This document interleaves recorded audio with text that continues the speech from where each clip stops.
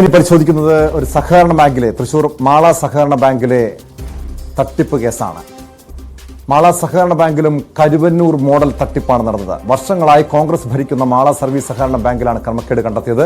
10 കോടി രൂപയുടെ ക്രമക്കേട് നടന്നെന്നാണ് സഹകരണ വകുപ്പിന്റെ റിപ്പോർട്ട്. നിലവിൽ 22 കോടിയോളം രൂപ നഷ്ടത്തിലാണ് ബാങ്ക് പ്രവർത്തിക്കുന്നതെന്നും കണ്ടെത്തി. ബാങ്ക് ഭാരവാഹികളുടെ കയ്യിൽ നിന്നും പണം തിരികെ പിടിക്കാനുള്ള നടപടികൾ സഹകരണ വകുപ്പ് ആരംഭിച്ചിട്ടുണ്ട്. ഡാനി ഇപ്പോൾ ചേരുന്നു വിവരങ്ങളുമായി. ഡാനി, കരുവന്നൂർ മോഡൽ തട്ടിപ്പെന്ന് പറയുമ്പോൾ ഈ വഴിയില്ലാത്ത സ്ഥലത്തിനാണ് ഇത് കൃത്യമായി വായ്പ നൽകുക, ലേലം ലോൺ എടുത്ത തുകയേക്കാളും കുറച്ച് നൽകുക, അങ്ങനെ അതിവിദഗ്ധമായി നടന്നിട്ടുള്ളൊരു തട്ടിപ്പാണ്. ഇതിന് നിലവിൽ സഹകരണ വകുപ്പ് നടപടികൾ ആരംഭിച്ചിട്ടുണ്ട്. ഒരു ക്രിമിനൽ കേസിലേക്ക് കാര്യങ്ങൾ നീങ്ങുന്നുണ്ടോ? നിലവിൽ ഈ തട്ടിപ്പ് കേസ് ഏത് ഏജൻസിയാണ് അന്വേഷിക്കുന്നത്?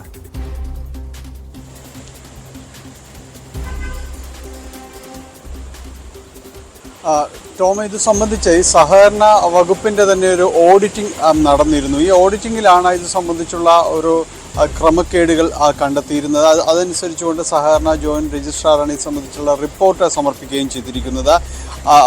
തുടർന്ന് ഒരു നടപടികളിലേക്ക്, കേസ് അടക്കമുള്ള നടപടികളിലേക്ക് നീങ്ങുകയാണ്.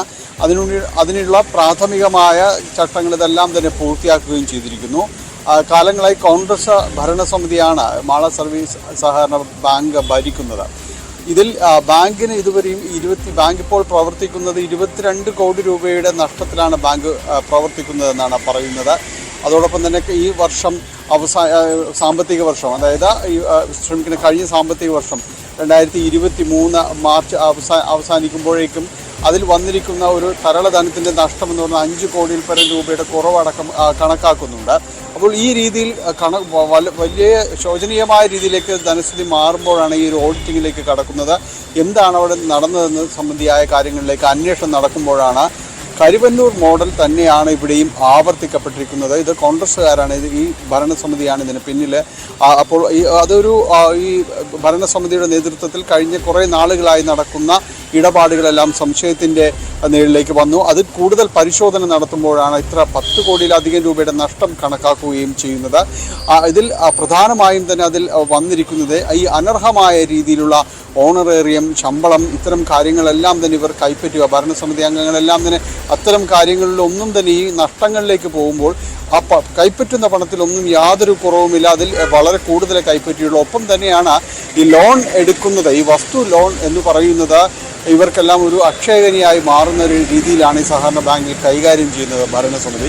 അതിൽ പ്രധാനമായും കണ്ടിരിക്കുന്നത് ഈ വസ്തുവിന് ഇല്ലാത്ത വില അത് വായ്പയായിട്ട് പലർക്കും തന്നെ അനുവദിച്ചിട്ടുണ്ട്. ഈ സ്ഥലങ്ങളുടെ ഒരു പരിശോധനയിലേക്കെല്ലാം തന്നെ ഓഡിറ്റ് റിപ്പോർട്ട് കടന്നു പോകുന്നുണ്ട്. അത് പരിശോധിക്കുമ്പോൾ വഴിയില്ലാത്ത സ്ഥലത്തിന് പോലും തന്നെ വലിയ തുകയാണ് നൽകിയിരിക്കുന്നത്. നമുക്കറിയാം, ബാങ്കിൽ വായ്പ എടുക്കുമ്പോൾ ഇത്തരം കാര്യങ്ങളെല്ലാം വളരെ സസൂക്ഷ്മം പരിശോധിക്കുന്ന കാര്യങ്ങളാണ്. പക്ഷെ അങ്ങനെ ഒരു പരിശോധനയൊന്നും ഇവിടെ നടന്നിട്ടില്ല. വലിയ രീതിയിലുള്ള വായ്പ അക്കാര്യങ്ങളിൽ നടന്നിരിക്കുന്നു. അതുമാത്രവുമല്ല, ചില വായ്പകൾ, ചില ആളുകൾ വായ്പ എടുത്തിട്ട് അടക്കാതെ വരുന്നു, കുടിശ്ശികയാകുന്നു, ജപ്തി നടപടികളിലേക്ക് അടക്കം പോകുന്നത്, പിന്നീട് അത് ലേലത്തിലേക്ക് എല്ലാം വരാറുണ്ട്.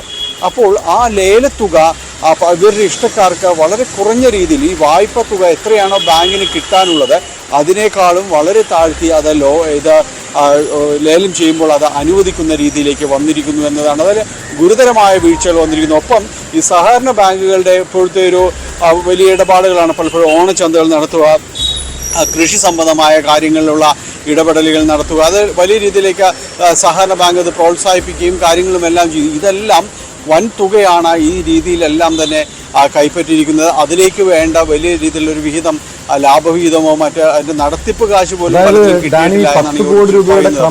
ഗുരുതരമായ രീതിയിൽ കണ്ടെത്താൻ കഴിഞ്ഞത്. അതായത് ഈ തട്ടിപ്പിന്റെ വ്യാപ്തി അതിൽ കൂടുതൽ ആകാനുള്ള സാധ്യതയുണ്ടോ? ഡാനി സൂചിപ്പിച്ചതുപോലെ പല രീതിയിലുള്ള അനർഹമായ ശമ്പളം കൈപ്പറ്റുക, ഓണറേറിയം കൈപ്പറ്റുക, അങ്ങനെ വലിയ രീതിയിൽ ഈ ലോണിനേക്കാളപ്പുറം ഒരു ക്രമക്കേടുകൾ നടന്നിട്ടുണ്ട് എന്ന് തന്നെ മനസ്സിലാക്കാൻ കഴിയുന്നു. ഈ 10 കോടിയിൽ മാത്രം ഒതുങ്ങുമോ ഈ തട്ടിപ്പ്? ഒരുപക്ഷെ കൂടുതൽ വിശദമായി പരിശോധിച്ചാൽ, അന്വേഷിച്ചാൽ ഈ തട്ടിപ്പിന്റെ ഒരു വ്യാപ്തി വ്യക്തമാകുമോ?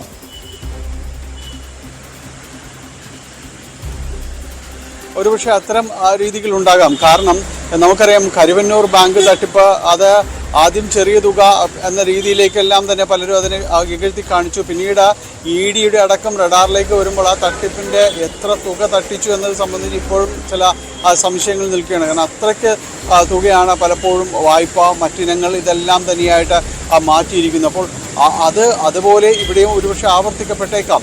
അത് സംബന്ധിച്ച് കൂടുതൽ അന്വേഷണം നടത്തണമെന്ന് പറയുന്നു. ഇപ്പോൾ വന്നിരിക്കുന്ന ഒരു ശുപാർശ എന്ന് പറയുന്നത് ഈ ഭരണസമിതി അംഗങ്ങൾ ഇപ്പോഴത്തെയും അതോടൊപ്പം തന്നെ മുൻപത്തെയും ഉണ്ടായിരുന്ന ഭരണസമിതി അംഗങ്ങളിൽ നിന്ന് ഈ തുക ഈടാക്കണം. ഏതാണ്ട് 10 കോടിയിലധികം രൂപ നഷ്ടം വന്നതായി കണ്ടെത്തിയിട്ടുള്ള ഈ തുക ഇവരിൽ നിന്ന് ഈടാക്കണം. സഹകരണ ബാങ്കിൻ്റെ ചട്ടം അനുസരിച്ചുകൊണ്ട് അതിന് ഈടാക്കാനുള്ള പ്രൊവിഷൻസ് ഉണ്ട്. അപ്പോൾ അവരിൽ നിന്ന് ഈടാക്കണമെന്ന് ചൂണ്ടിക്കാണിച്ചുകൊണ്ടുള്ള രജിസ്ട്രാറിൻ്റെ റിപ്പോർട്ടാണ് ഇപ്പോൾ വന്നിരിക്കുന്നത്. അപ്പോൾ അത്രയും തുക ഏതാണ്ട് തട്ടിയെടുത്തു എന്ന് സംബന്ധിച്ച് വളരെ വ്യക്തമായ കണക്കുകളുണ്ട് നിലവിലെ കണക്കുകൾ പ്രകാരം.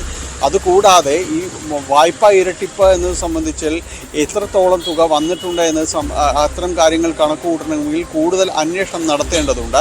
അതോടൊപ്പം തന്നെ ഈ ആർക്കെങ്കിലും ഇത് സംബന്ധിയായ പരാതികൾ വന്നിട്ടുണ്ടെങ്കിൽ അവരുടെ ഈ വസ്തുക്കൾ ഈ മറ്റു രീതിയിലേക്കെല്ലാം തന്നെ ക്രയവിക്രയമോ അതോടൊപ്പം തന്നെ വായ്പ അധിക തുക അനുവദിച്ചായിട്ട് കണ്ടെത്തലോ എന്തെങ്കിലും ഉണ്ടായിട്ടുണ്ടെങ്കിൽ അത്തരം കാര്യങ്ങൾ സൂക്ഷ്മമായ പരിശോധനകൾ നടത്തി വേണം പോകാൻ. എങ്കിൽ മാത്രമേ ഒരു യഥാർത്ഥ തട്ടിപ്പിൻ്റെ ചിത്രം വ്യക്തമാവുകയുള്ളൂ. അപ്പോൾ അത്തരം കാര്യങ്ങളിൽ ഒരു കൂടുതൽ അന്വേഷണം നടത്തിയാൽ അത് വലിയ തുകയിലേക്ക് നീങ്ങിയേക്കാം. കാരണം നമുക്ക് ഉള്ള ചരിത്രം കരുവന്നൂർ മോഡലെല്ലാം തന്നെ ആ രീതിയിലുള്ളതാണ്.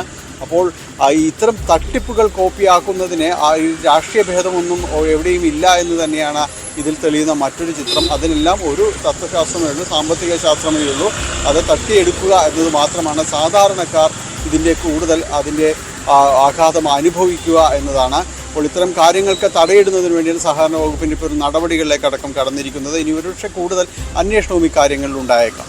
ടോം, മാള സഹകരണ ബാങ്കിലെ തട്ടിപ്പ് കേസിൽ സഹകരണ വകുപ്പ് നടപടികൾ തുടങ്ങിയിട്ടുണ്ട്. ഭരണസമിതിയുടെ കയ്യിൽ നിന്നും പണം തിരികെ പിടിക്കാനുള്ള നടപടികളുണ്ട്. അതോടൊപ്പം ഈ സംഭവത്തിൽ നിയമപരമായ നടപടിയും സ്വീകരിക്കേണ്ടതാണ്.